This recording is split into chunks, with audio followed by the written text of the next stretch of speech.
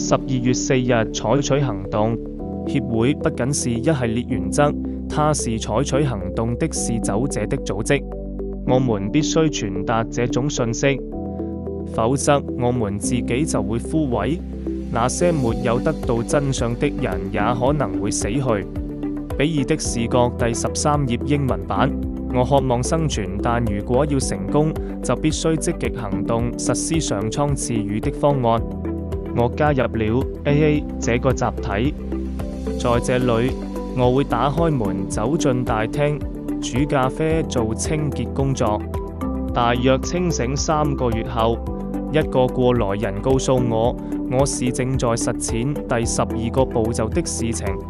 這些使我感到自己真的是做了點什麼，這是多麼令人滿足。上蒼給了我第2次機會，AA 給我指明了道路。這份禮物不僅僅是免費的，還是無價的。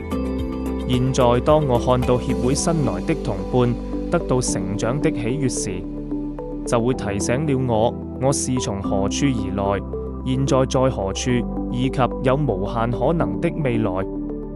我需要參加會議，就像電池需要充電一樣，等到需要的時候才能發光。在開始為別人服務時，我所得到的已經是多於我所付出的了。除非我不這樣做，否則我不能保持清醒。當別人需要幫助時，我有責任幫助他。我想我要這樣生活下去，保持清醒。